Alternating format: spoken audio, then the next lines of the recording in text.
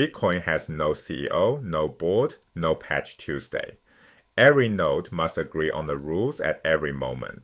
Yet the rules do evolve. The question isn't whether Bitcoin can upgrade. It's how a system designed to resist change manages to change at all without splitting itself apart. Start with the foundation. Consensus rules define which transactions and blocks are valid.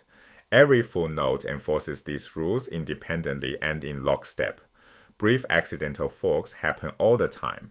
Two miners find a block at the same height. The network briefly splits, and within a block or two, the longest chain wins. Those forks are temporary because every node agrees on the rules. The dangerous kind of fork is different. It happens when nodes disagree on what valid even means. That's when a single network can fracture into two permanent chains. Imagine a developer proposes Fullcoin, a Bitcoin upgrade that loosens an existing rule. Maybe it raises the block size or adds a new transaction type. Nodes running the new software produce block 7B under the new rules. Nodes running old software produce block 7A under the old rules. Old nodes look at 7B and reject it as invalid. New nodes accept both. Now you have two chains, two ledgers, two coins. This is a hard fork, a rule change that breaks backward compatibility. The split unfolds in 4 stages: a software fork in the code, a network fork between nodes, a mining fork in hashpower, and finally a chain fork in history. The economics of a hard fork are brutal.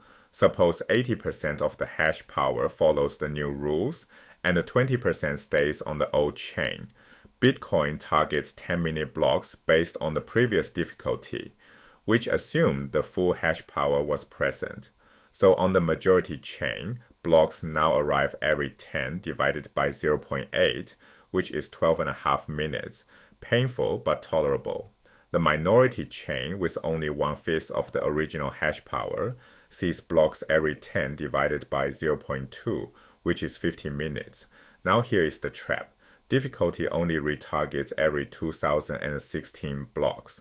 On the majority chain, that retarget arrives in about 12.5 minutes times 2016, roughly 17.5 days. But on the minority chain, 50 minutes times 2016 is about 100,000 minutes, which works out to roughly 10 weeks.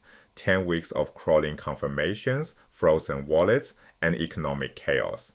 Note that the minority block time is 5 times the original 10-minute baseline, and about 4 times the majority chain's block time.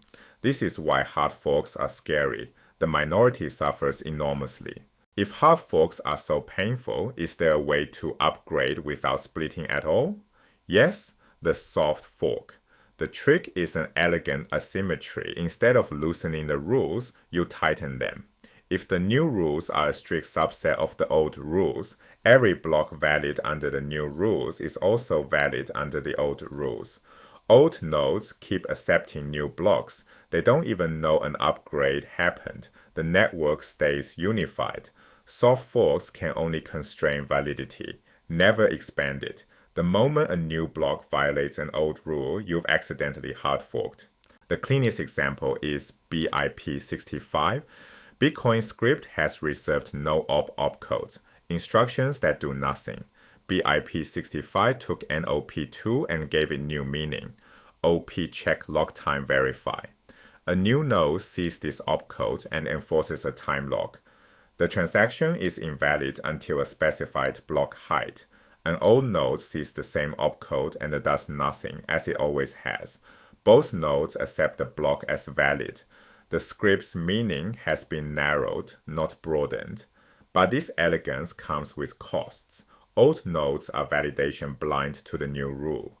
Technical debt accumulates, and once activated, the rule is effectively irreversible. Soft forks still need activation, a way to coordinate when the new rules turn on. The history of activation is a story of escalating distrust. BIP34 was the first attempt. Miners signaled by incrementing a block version integer. Simple, but only one upgrade at a time. BIP9 improved it with a bit field. up to 29 parallel proposals, each requiring 95% miner signaling within a timeout window. Each proposal walks through a state machine, defined, then started when signaling opens, then locked in once the threshold is hit, then active. If the timeout expires without enough support, it transitions to failed, clean, mechanical, predictable, until it wasn't. The Segwit crisis broke this clean picture. Segwit was a soft fork to fix transaction malleability and increase capacity. Miners stalled, signaling sat well below 95% for months. The suspected reason, covert ASIC boost, a hidden mining optimization that Segwit would have disabled. Users responded with BIP 148, a user-activated soft fork. The plan, economic nodes would orphan any block that didn't signal Segwit support. Miners faced a choice, signal or lose their block rewards. Days before activation, they capitulated. The lesson stuck. BIP 8 added a must-signal mode so miners can't veto by inaction. Then for Taproot, the community adopted speedy trial, a short signaling window with a delayed mandatory enforcement floor, a negotiated compromise after months of debate. Each of these mechanisms wasn't invented in a lab. It was forged in a fight. Step back and look at the political structure these fights revealed. Power in Bitcoin is diffused across at least 6 groups. Miners produce blocks, protocol developers write code, wallet providers ship software, exchanges custody coins, merchants accept payments, and users hold and transact. None of them can act unilaterally. Miners with majority hash power can censor transactions, but they can't expand the consensus rules. Old nodes would simply reject their blocks. Developers can write any change they want, but if no one runs it, the change doesn't exist. Exchanges and wallets can endorse a fork, but only if users follow. The BIP 148 episode proved the deepest principle. Economic activity is the ultimate arbiter. Users refuse miner blocks, and the miners change their behavior within days. This is why the status quo in Bitcoin is the stable equilibrium.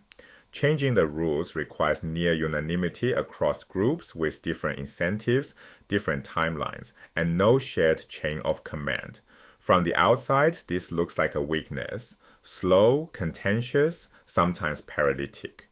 Reframe it. The same friction that makes upgrades painful is the friction that protects the network from capture.